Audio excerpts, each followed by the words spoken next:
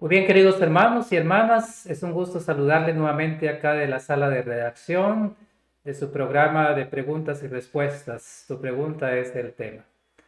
Qué bueno tenerles nuevamente hoy martes. Esperamos que puedan ser bendecidos también con el programa de hoy. Y damos también la bienvenida a hermana Raquel. Gracias. Hermana Raquel Orce es la directora del Departamento de Publicaciones y hoy estará con nosotros también compartiendo una presentación más en el programa de preguntas y respuestas. Y vamos a comenzar pidiendo la bendición de Dios en una oración. Nos acompañan, por favor.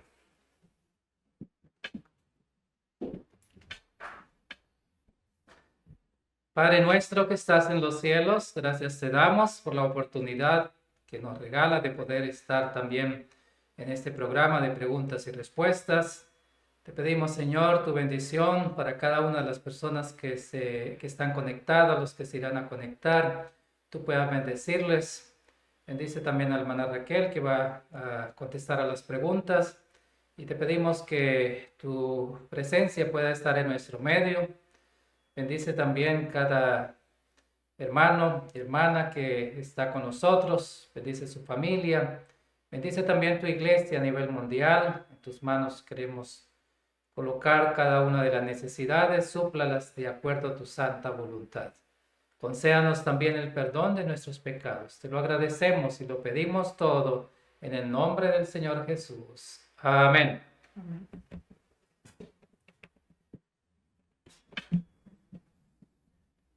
Muy bien, nuevamente sean todos bienvenidos. Es un gusto poder contar con ustedes y que nos permiten llegar a su casa, a su oficina, a su lugar donde se encuentran en este momento.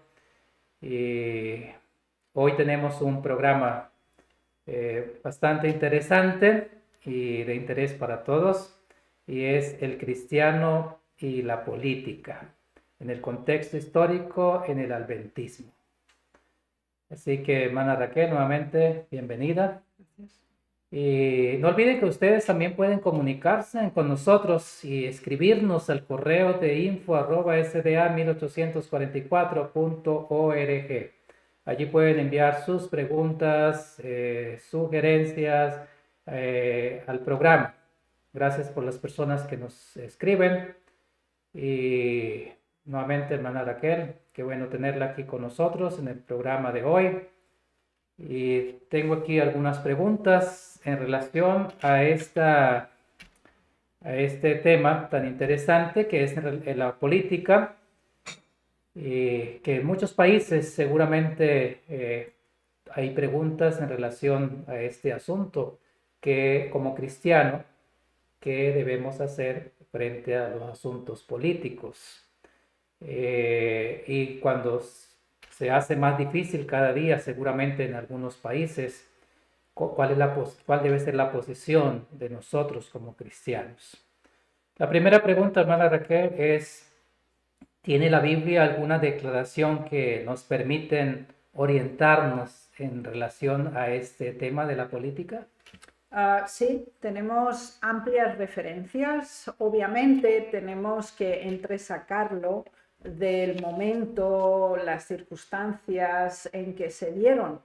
Pero desde el Antiguo hasta el Nuevo Testamento tenemos claras distinciones en cuanto a la posición de un cristiano ante el gobierno, ante las decisiones y también ante las actitudes en general. En momentos de paz, en momentos de guerra, en momentos de crisis.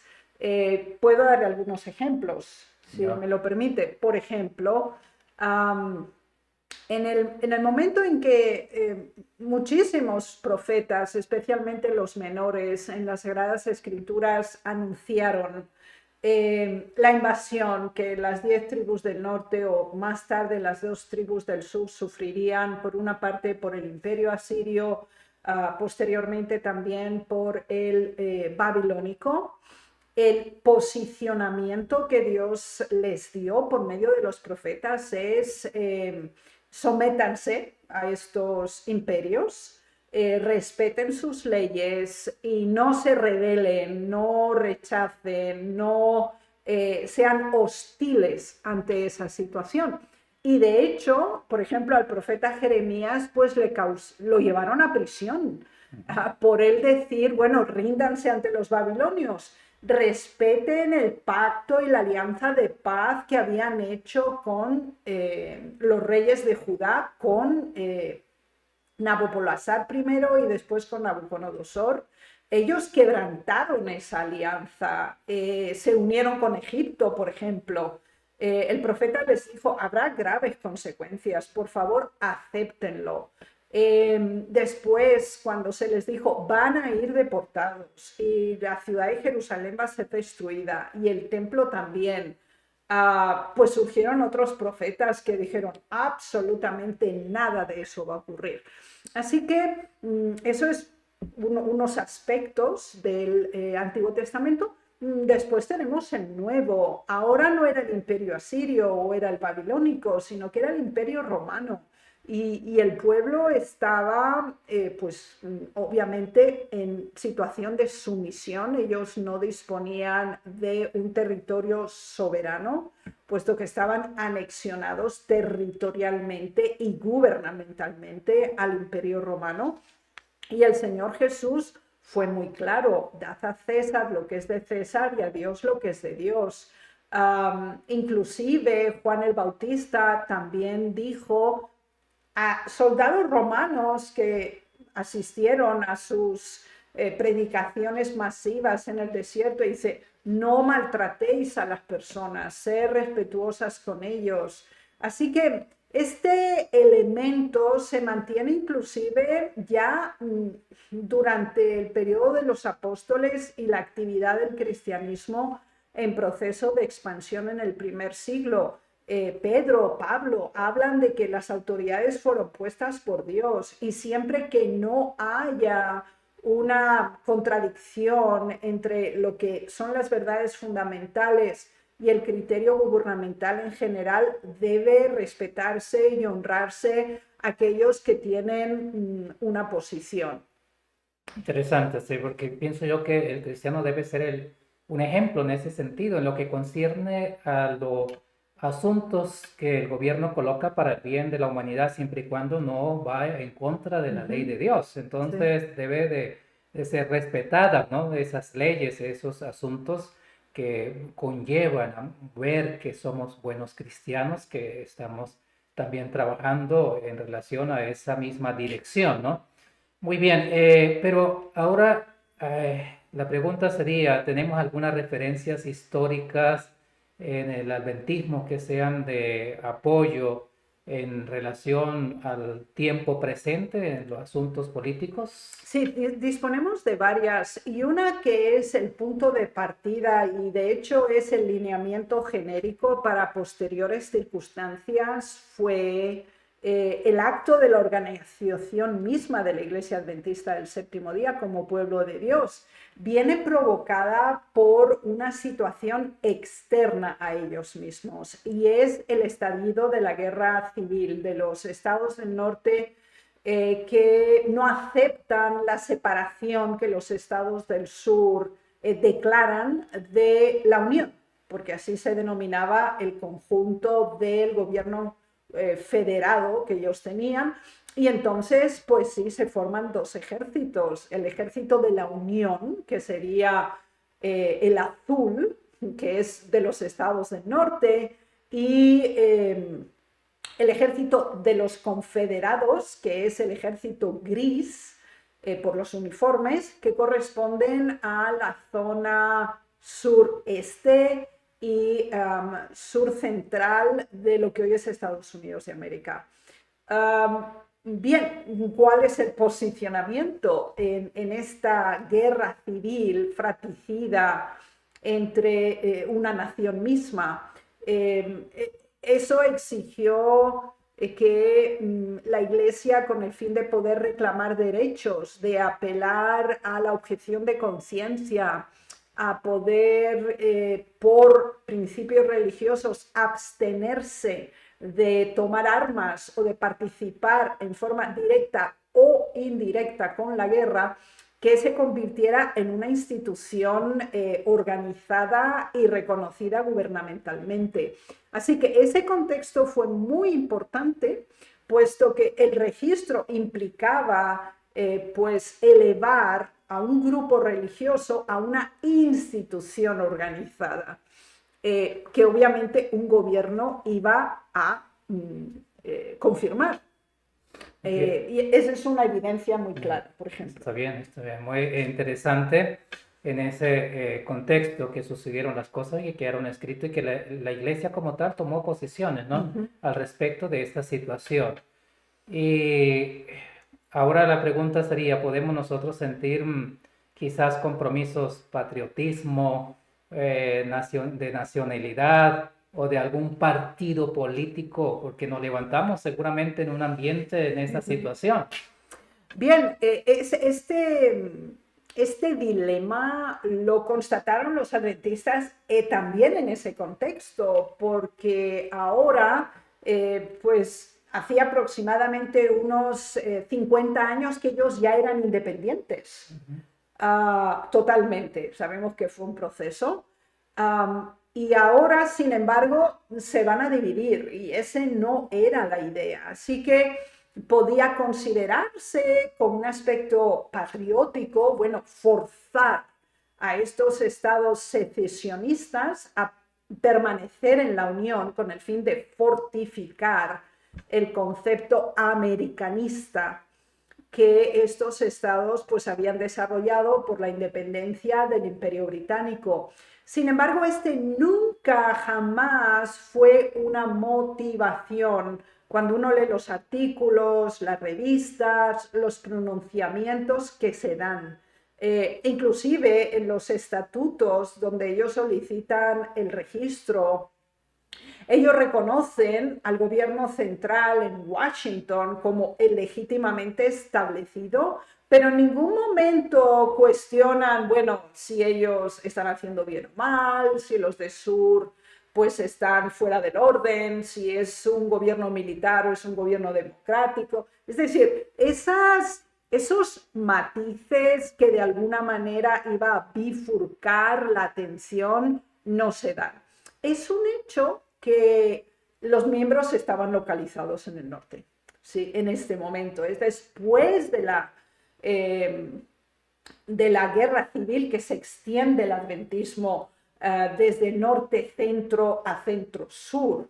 Sin embargo, el tema genérico fue el reconocimiento de un gobierno, el de Washington, como legítimo, aunque no se cuestionó el otro gobierno paralelo que se había establecido en el sur, ni tampoco se menciona. Así que el elemento fueron los principios, no la nacionalidad o un patriotismo chauvinista o un sentido de nacionalismo acerballante en esas circunstancias.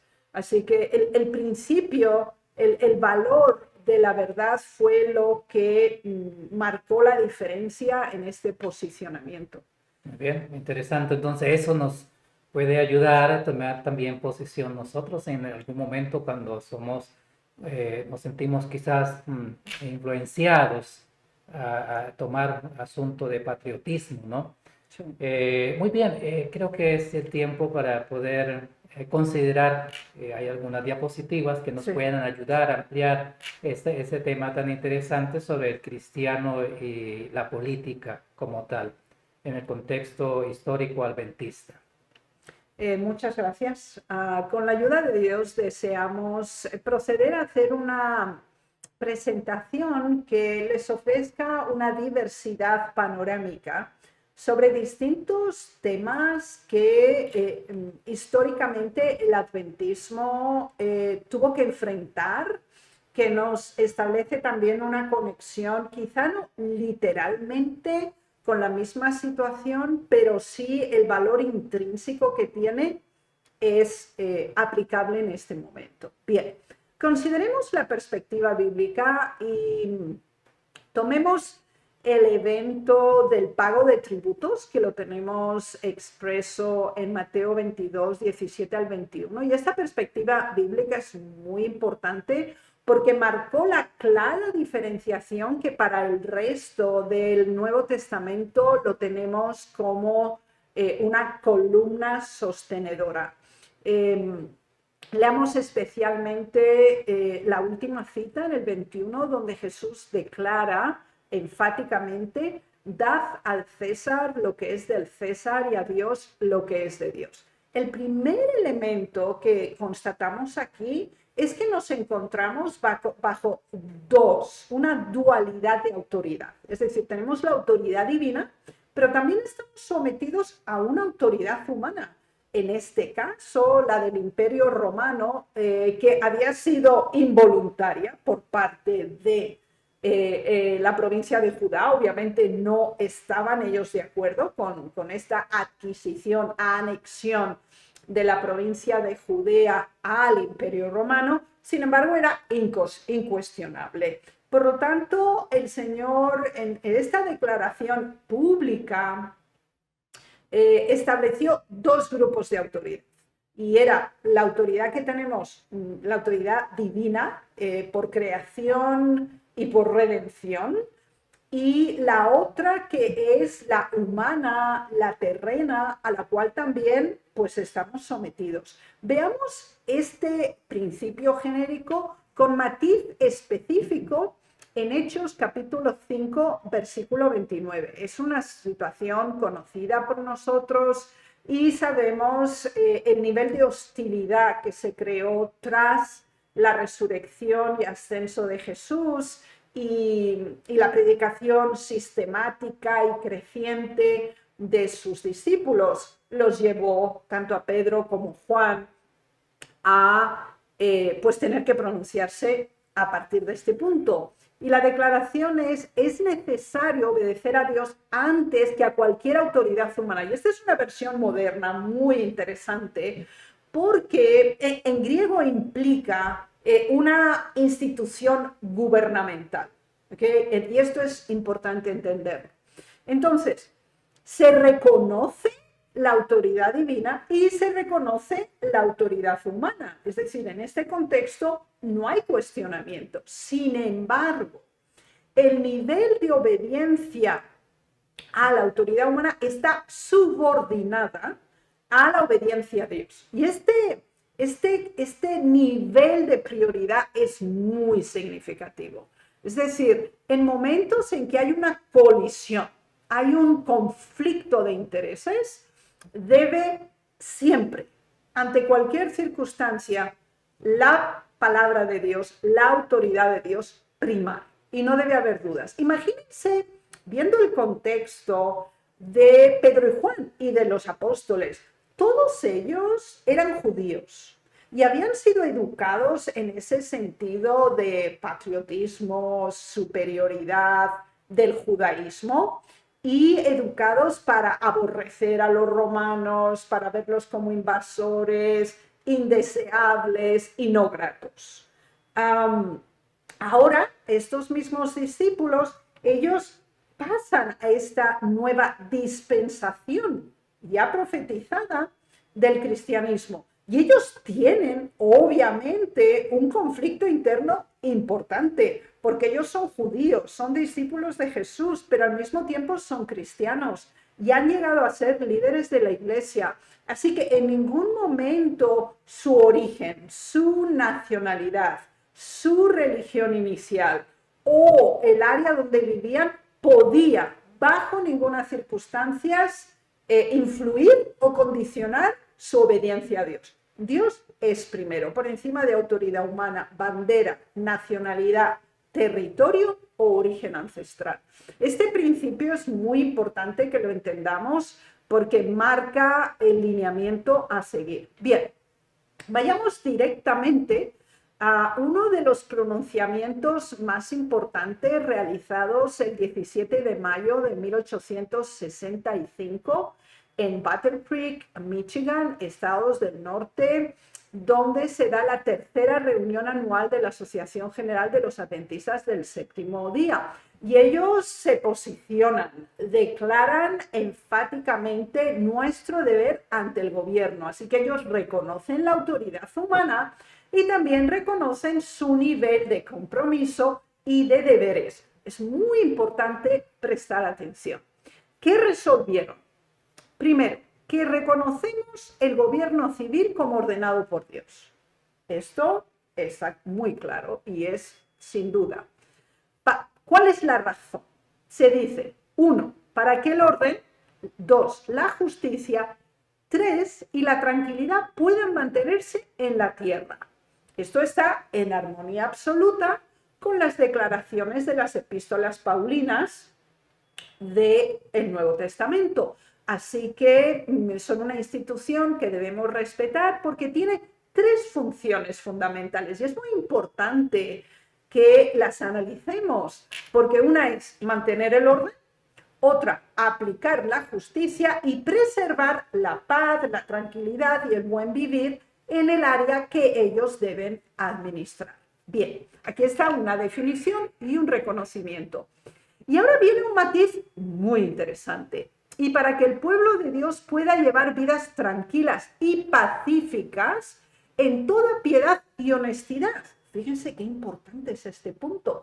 Es decir, ellos especifican, aparte de estas 3 características fundamentales de ese gobierno civil, es que deben facilitar, promover y defender intrínsecamente la libertad religiosa y también el respeto mutuo, así como la piedad y la honestidad. Así que esas autoridades deben proveer seguridad al pueblo de Dios en su fe, en su práctica y en su diario vivir. Así que no olvidemos esos 2 matices muy importantes. Vamos algo más adelante en esta resolución. De acuerdo con este hecho, es decir, basado en estos precedentes, reconocemos la justicia de rendir tributo, costumbre, honor y reverencia al poder civil. Fíjense que es importante. Estamos hablando que debemos pagar impuestos, ¿sí? Y los tributos que se nos requieren como buenos ciudadanos. O sea, no debemos vivir fuera de la ley, intentando aprovechar sin contribuir. Es decir, se reconoce el derecho legítimo de este gobierno civil a recibir respeto y también los pagos que los ciudadanos deben hacer también porque reciben los beneficios previamente expuestos. Y especifican cómo lo ordena el Nuevo Testamento. Sigamos. Y ahora viene la parte que es diferencial. Mientras entregamos así alegremente al César las cosas que las Escrituras muestran que son suyas, nos vemos obligados a rechazar toda participación en actos de guerra y derramamiento de sangre por ser incompatibles con los deberes que nos impuso nuestro divino Maestro hacia nuestros enemigos y hacia la humanidad. Aquí tenemos el punto de inflexión, es decir, reconocemos, rendimos honor, respeto y pagos. Sin embargo, hay un área que es intocable y la cual no podemos comprometer, y es la participación en actos de guerra o derramamientos de sangre. Así que justo en estos momentos, Estados Unidos de América estaba pasando por una situación crítica, prácticamente ya finalizando la guerra civil, pero con necesidad fundamental aún de soldados y de participantes en este servicio bélico. Y queda claramente delimitado que bajo ninguna circunstancia puede darse tal obediencia si tales elementos son requeridos por el gobierno. Bien, vamos a verlo todavía con más detalle.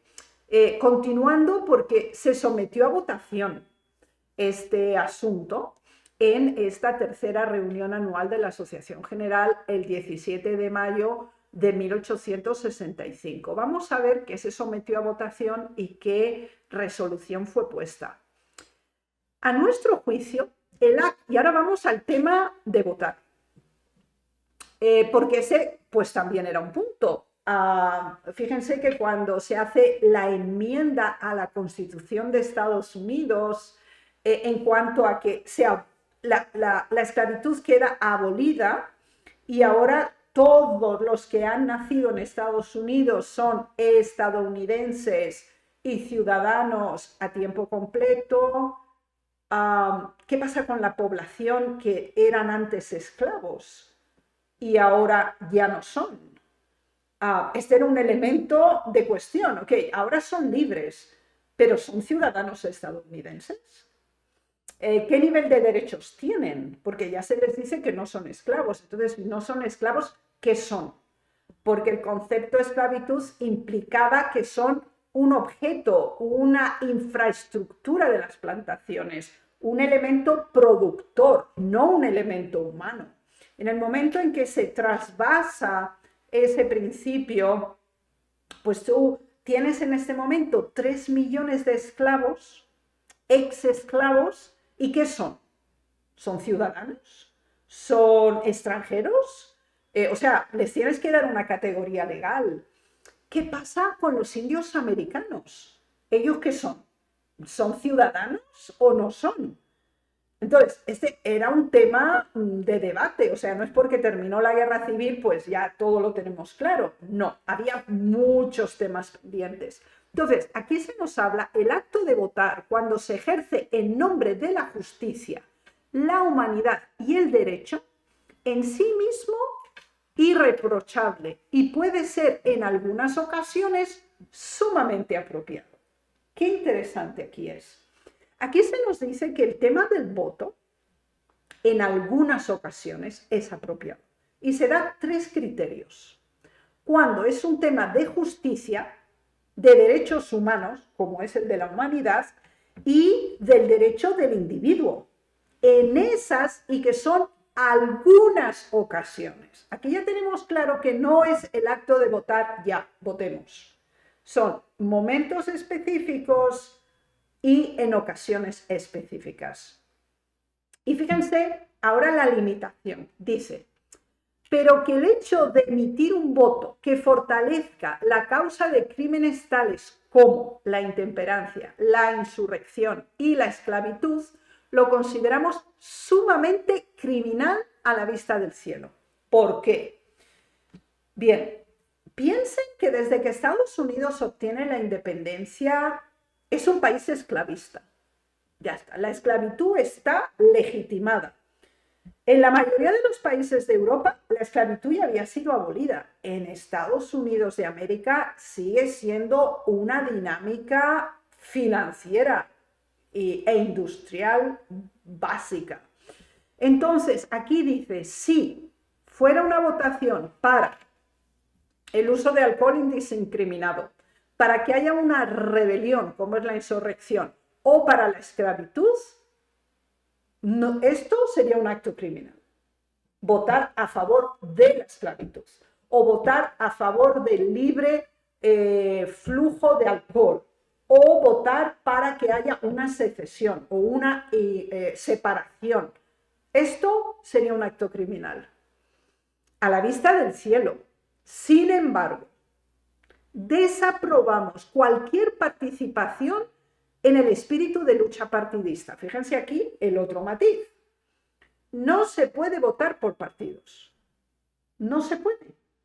Fíjense, es importante entender esto. Es muy compacto el contenido y por eso en este esquema que ven aquí lo hemos desglosado.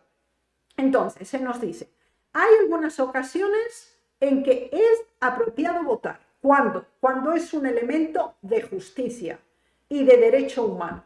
Por ejemplo, ¿se permite la esclavitud o se rechaza la esclavitud? Claro que se puede votar, porque estás votando por un derecho humano, no a la esclavitud. Se puede votar. Ahora, ¿se puede votar por el partido X o por el partido Y? Absolutamente no. Desaprobamos cualquier participación en el espíritu de lucha partidista. Así que solamente son valores, solamente son principios, jamás contenido político, partidos políticos o ideas políticas. Esto es muy importante que lo entendamos y lo vamos a ver en detalles significativos. Vamos, por ejemplo, la posición en los testimonios acerca de la esclavitud, que piense que pues, el adventismo nace en un país esclavista y gran parte de los pioneros adventistas fueron antiesclavistas y formaron parte de las sociedades organizadas que luchaban para la anulación de la esclavitud, declararla ilegal y un crimen de lesa majestad contra la humanidad. Veamos varias citas. Solo su hacedor es su amo. Aquellos que degradaron a los esclavos experimentarán la ira de Dios. Aquí hay un principio muy importante. Ningún ser humano es dueño de otro ser humano. Y aquí dice, el único que es amo de un ser humano es Dios. Nadie más. Ni un gobierno, ni otro individuo, ni una institución. Y fíjense que es muy serio y contundente esta declaración. Dice, aquellos que han denigrado a un ser humano a la condición de esclavitud, recibirán el juicio de Dios. Para Dios es intolerable. Y fíjense que cuando ustedes leen el comentario de los 10 mandamientos en el capítulo de Patriarcas y Profetas, dice que el hecho de no robarás incluye tráfico de personas y la esclavitud. Colocar a una persona que tú le robas su libertad, su soberanía y le impones la esclavitud, se considera estrictamente un acto de lesa majestad. Y aquí claramente expuesto. Veamos una cita más con el tema de la esclavitud. La religión de la Biblia no reconoce castas ni color. Ignora rangos, riquezas y honores mundanos. Dios estima a los hombres como hombres. Para Él el carácter decide su valor. Qué importante es esta frase. Y debemos reconocer el Espíritu de Cristo en quien quiera que se revele. Nadie tiene por qué avergonzarse, y fíjense lo grave de la situación, de hablar con un hombre negro, honesto, en cualquier lugar, ni de estrecharle la mano. El que viva en la atmósfera en la que Cristo vive será instruido por Dios y aprenderá a estimar a los hombres.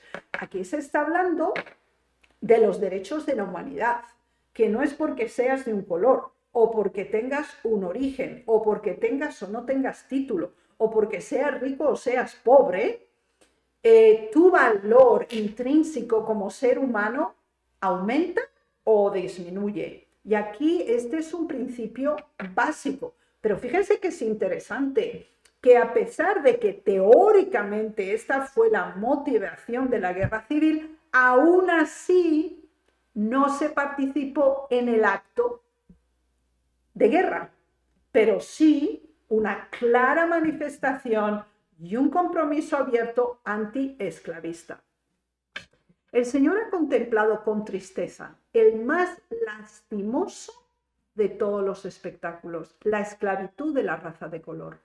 Desea que en nuestro trabajo por ellos recordemos su providencial liberación de la esclavitud, su relación común con nosotros por la creación y por la redención, y su derecho a las bendiciones de la libertad. Y ahora viene algo que es impactante. Todo el sistema de esclavitud fue originado por Satanás, quien se deleita en tiranizar a los seres humanos. Y tenemos una cita muy parecida, pero diciéndonos que la guerra, Satanás crea la guerra y se regocija en la guerra. Así que, fíjense lo importante aquí. Aunque ellos condenaban la esclavitud en todos sus términos, no por ello participaron en el conflicto armado. Esto es interesante.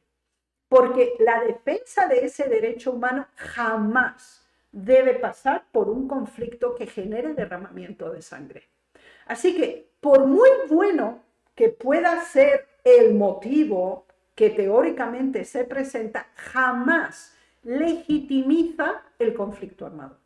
En este caso, era claro que el movimiento adventista y la iglesia adventista organizada estaba completamente en contra de la esclavitud, pero no por ello iban a endorsar la guerra, ni participar directa o indirectamente en la guerra. Así que esa línea nosotros tenemos que entenderla.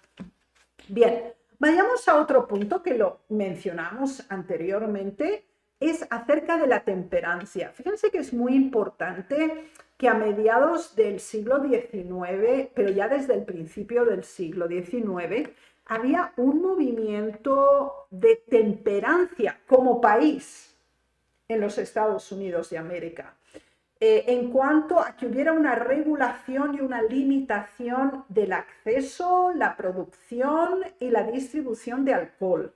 Y fíjense cómo la hermana White lo define. Ella misma era parte de una asociación de temperancia, así como muchos de los que lo habían sido en el proceso antiesclavista. Dice que se ponga de manifiesto el peligro que entraña el tráfico de bebidas alcohólicas y se cree un sentimiento público que exija su prohibición. Que las voces de la nación, las voces exijan a sus legisladores que se ponga fin a este tráfico infame que está arruinando la vida de los hombres.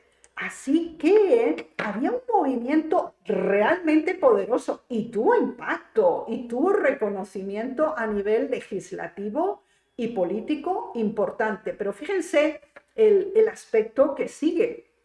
Dice, los defensores de la templanza no cumplen plenamente con su deber a menos que ejerzan su influencia mediante el precepto y el ejemplo, con la voz, la pluma y el voto, en favor de la prohibición y la abstinencia total. Así que si se sometía a voto que se prohibiera el alcohol, podían ir a votar. Fíjense de lo que estamos hablando. Entonces, cuando era un tema de derechos humanos, que no marca qué partido es, qué teoría filosófica a nivel político, capitalismo, socialismo, comunismo, marxismo, anarquismo, eso es intocable para nosotros. No podemos bajo ninguna circunstancia ser partidistas. Pero cuando es un tema de temperancia y cuando es un tema de derechos humanos, sí nos podemos pronunciar. ¿Ya? Y esto es importante entenderlo. Veamos todavía otra declaración muy importante en 1906. Sobre nosotros, a quienes Dios ha dado gran luz, recae la solemne responsabilidad de llamar la atención de los hombres y mujeres pensantes sobre la importancia de la prevalencia de la embriaguez y el crimen con los que están tan familiarizados. Debemos traer ante sus mentes las escrituras que describen claramente las condiciones que existirán justo antes de la segunda venida de Cristo. Finalmente, debemos elevar la norma divina y alzar nuestras voces en protesta contra la sanción del tráfico de licores por medio de disposiciones legales. Así que la reforma pro salud es un elemento y una columna fundamental dentro de la historia del pueblo de Dios. Y por esa razón se educa a los individuos a la abstinencia de alcohol y de cualquier producto intoxicante y perturbante de la conciencia. Y esto era indiscutiblemente un hecho. Veamos otro momento muy importante en la historia del adventismo y es el movimiento por el sufragio y los derechos de las mujeres. Porque ahora, ¿qué ocurre? En la historia de Estados Unidos tenemos varias fases. De hecho, los derechos civiles se llaman nosotros como pueblo. Somos iguales ante la ley. ¿Quiénes son estos? Obviamente, cuando se formula la Constitución, los esclavos no están incluidos. Los indios americanos tampoco están incluidos. Y las mujeres tampoco. Bien, entonces eso lo tenemos que entender. Tenemos 3 áreas de grupos humanos, algunos no considerados humanos, otros semi-humanos y otros claramente humanos, pero no con plenos derechos. Por ejemplo, la mujer no tenía derecho de herencia, no tenía patria potestad sobre sus hijos, no tenía el derecho de decidir si trabaja o estudia o se casa o no. Es decir, era un ser subordinado a una estructura patriarcal que estaba legalmente claramente estratificada. Y por lo tanto, fíjense que es interesante, porque uno de los derechos fundamentales que se considera en la Constitución de los Estados Unidos de América es que uno de los derechos de ser ciudadano es el derecho al voto. Bueno, está bien. Entonces, las mujeres eran ciudadanas, pero no podían votar. Los indios americanos estaban antes que los europeos que vinieran aquí. Y ellos eran apátridas. Ellos no eran ciudadanos americanos. Hasta 1924 no les dan la nacionalidad americana a los indios americanos. No, esto es que es increíble. Entonces, ¿qué pasa? Esto pues era un proceso. Y justo en este proceso pues hubo pues levantamientos, hubo manifestaciones políticas, hubo demostraciones públicas, y veamos cuál fue el posicionamiento del espíritu de profecía al respecto. Y fíjese que es importante esta parte. No recomiendo que la mujer busque convertirse en votante o en titular de un cargo, pero como misionera, enseñando la verdad por correspondencia epistolar, distribuyendo folletos y solicitando suscriptores para publicaciones periódicas que contengan la verdad solemne para este tiempo, ella puede hacer mucho. Al conversar con las familias, al orar con la madre y los niños, ella será una bendición. Hermanos, esta declaración, que nosotros la podemos ver como pues muy evidente, muy clara, era revolucionaria para la época, porque la mujer tenía que estar en su casa y no podía hacer absolutamente nada más, a no ser que el esposo, padre o tutor le dé la autorización legal para hacerlo. Entonces, ahora viene la clarificación. Entonces, la clarificación es: la mujer no debe participar en el movimiento por el sufragio. Es decir, no debe salir a estas manifestaciones y tomar parte, miembros de iglesia estamos hablando, para que tengan derecho a voto. No deben participar en esto. Y no solo no deben participar, sino que no deben asumir ningún cargo político. Y fíjense que este matiz es importante, porque una cosa es un cargo político y otra es un cargo público. Son cosas que no siempre están asociadas, lo vamos a ver en detalles. Entonces ella explica claramente que una mujer puede hacer labor fuera de su hogar. Y ella lo enfatiza y lo dice como misionera, enseñando, colportando, diríamos en términos modernos, visitando los hogares, orando, o sea, siendo una obrera bíblica, puede completamente estar insertada en la obra. Esto era muy importante. Vamos con la otra frase. Algunos de vosotros pensáis que no podéis prescindir del tabaco, pero sí podéis. ¿Cómo se las arreglan las mujeres sin su consumo? El cerebro de la mujer está compuesto de la misma manera que del hombre. Hermanos, nosotros esto hoy no lo cuestionamos, pero para ese tiempo les digo que era un acto, una declaración impactante, porque el tabaco era hasta recetado por los médicos. Y ahora viene el movimiento de la reforma pro salud que dice tabaco no. Y los hombres dicen, no, pero nosotros somos fuertes, nosotros podemos, dice, y nos ayuda. Y las mujeres que trabajan y no toman tabaco, ¿qué pasa? ¿Que son otra cosa? Entonces, aquí queda claro, uno, que el cerebro de un hombre y de una mujer tienen la misma capacidad. ¿Que tienen distintas orientaciones pensantes? Sí, pero que tienen la misma estructura y desarrollo de inteligencia, absolutamente sí. Así que no era necesario ni recomendado que se insertara en una acción política acerca de este punto. Sigue más.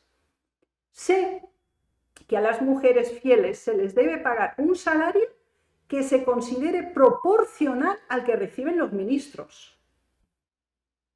Esto, en el mundo occidental, que se considera pues el más avanzado teóricamente, la mayoría de las mujeres con la misma estructura académica y con el mismo cargo reciben un salario menor que un hombre con la misma formación académica y con el mismo cargo. Aquí se dice claramente que deben recibir el mismo salario que un ministro, aunque ellas no son, si cumplen fielmente su deber, obviamente.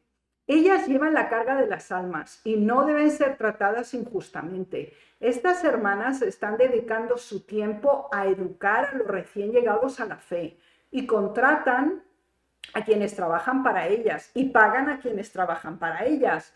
Todas estas cosas deben ajustarse y ponerse en orden y debe hacerse justicia para todos.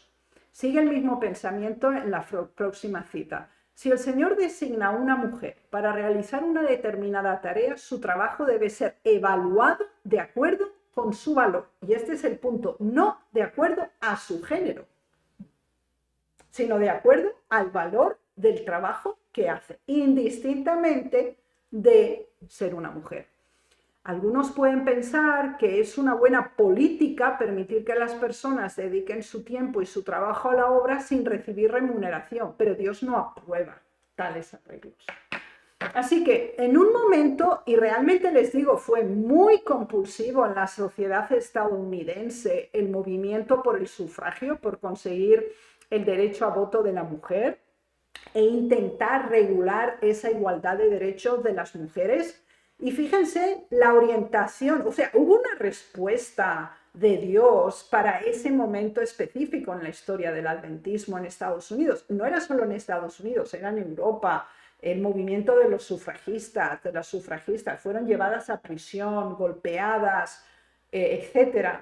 En cambio se dice, no compromiso político, no manifestaciones públicas, no participación en ese conflicto dialéctico.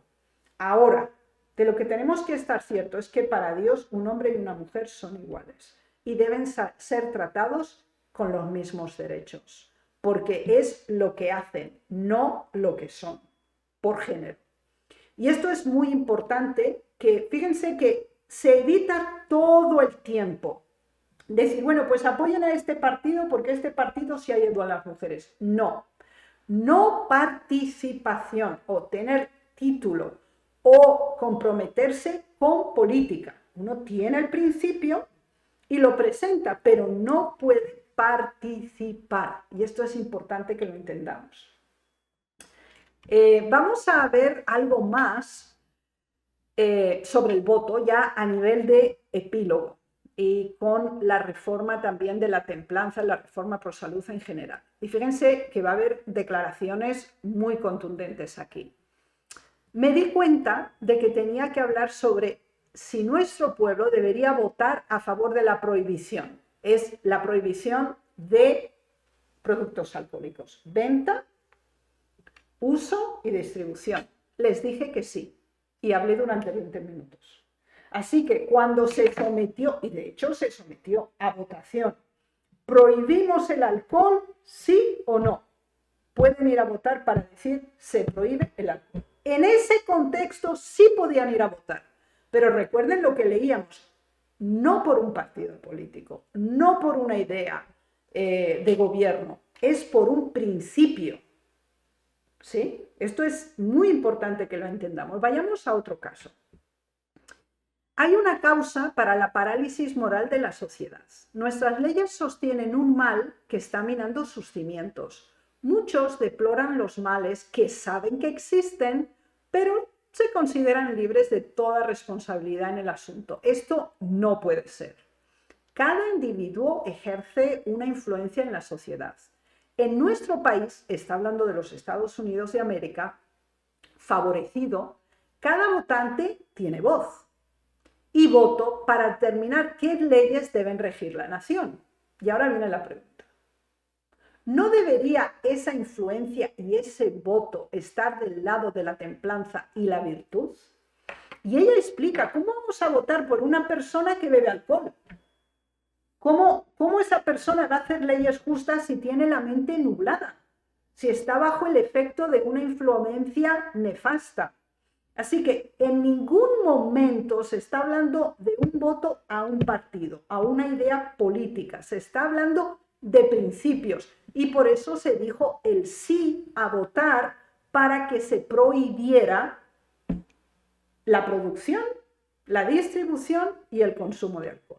¿Sí? Entonces, esto es importante que lo entendamos. Y ahora vamos a dos declaraciones enfáticas. Si bien no debemos involucrarnos de ninguna manera en cuestiones políticas. Fíjense que esto se escribió en 1914. Esto es muy importante, esta declaración. Es nuestro privilegio adoptar una postura decidida sobre todas las cosas relacionadas con la reforma de la templanza, que es cuando se había dicho, sí voten para que prohíban el alcohol. Claro que tienen que ir a votar. Ahora, lo vuelvo y repito, no debemos involucrarnos de ninguna manera en cuestiones políticas, pero sí en tema de la reforma pro salud y de los derechos humanos. Y ahora fíjense las medidas que se tomaron. Ella aconsejó que los maestros que se distinguen por su celo en la política deberían ser relevados de su trabajo. Maestros, en nuestras instituciones no pueden tener posición política, no pueden presentar, es que este gobierno a mí me parece bien, es que este otro posicionamiento, no. El celo en su política de los maestros debería ser relevados de su trabajo, no pueden ejercer. Pero fíjense lo que viene ahora. Y a los ministros que deseen presentarse como políticos se les debe retirar las credenciales. Entonces, hermano, yo creo que, claro, no hay una respuesta para cada pregunta o cada situación específica. Sin embargo, sí contamos con todo el lineamiento general. Y es absolutamente claro, como se nos dice, no debemos involucrarnos de ninguna manera en cuestiones políticas. Creo que disponemos de la información suficiente acerca de este tema para que se nos facilite el pronunciamiento al respecto.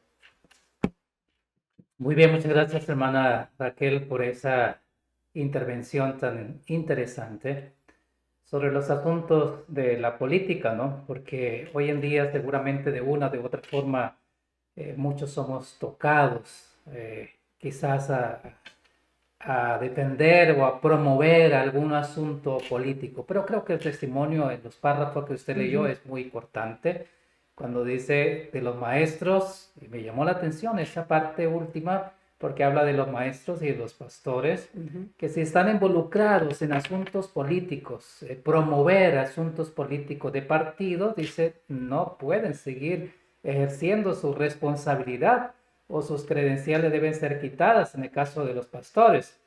Entonces, queridos hermanos y amigos, es un mensaje muy claro. Y si usted tiene quizás preguntas al respecto, lo puede hacer. Puede enviarnos al correo de info@sda1844.org.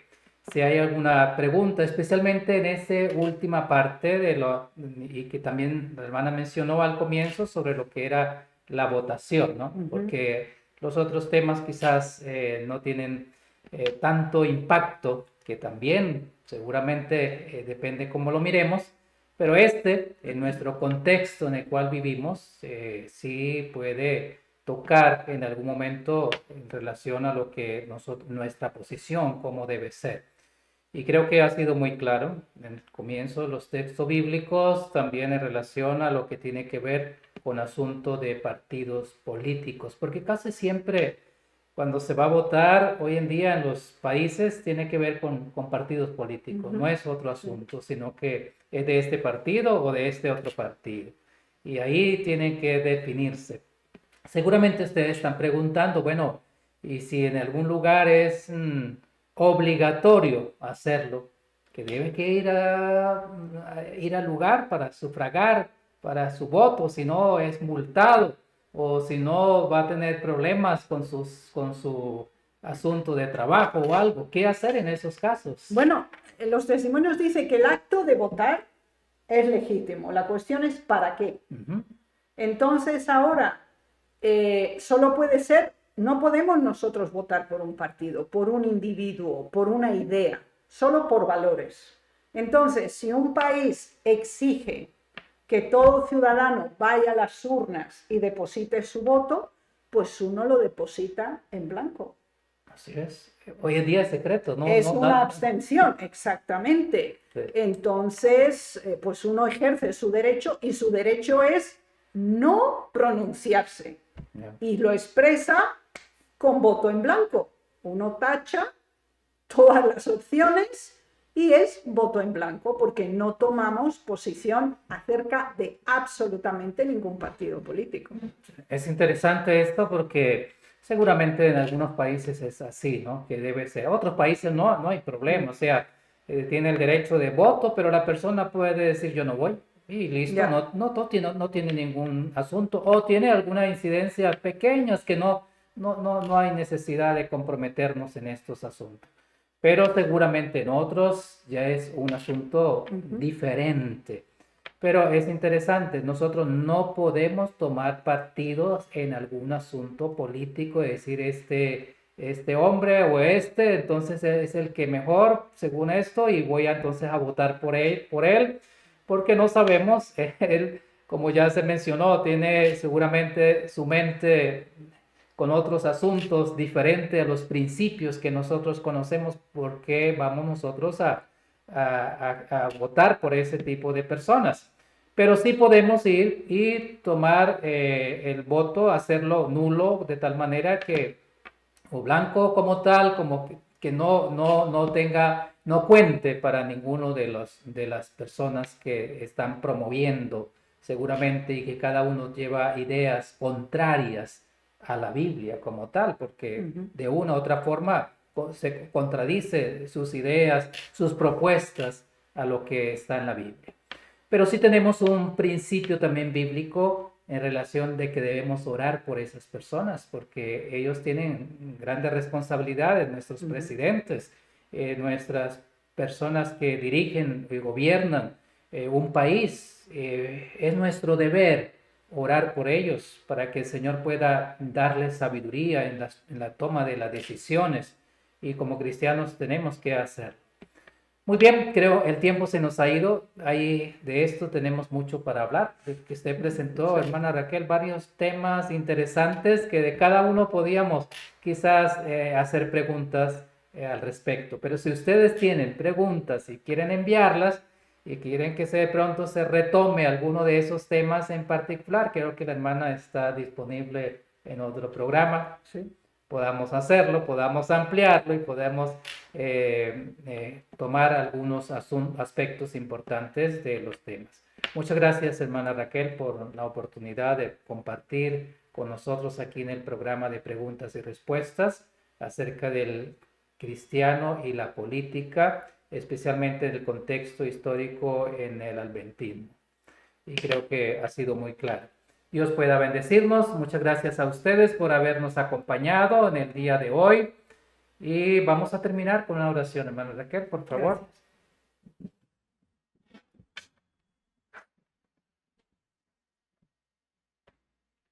Padre nuestro en los cielos, ante ti venimos con profundo agradecimiento porque tu palabra alumbra nuestro sendero. Amén. nos muestra hacia dónde ir, qué dejar de hacer y qué intensamente hacer. Ayúdanos, Señor, danos una conciencia iluminada por tu Santo Espíritu, haz que nuestra vida sea consecuente con la verdad que nos has permitido conocer y podamos gozar la libertad que tu verdad nos da. Gracias por la salvación y el privilegio de conocer el camino a seguir. En el nombre de Jesús. Amén. Amén.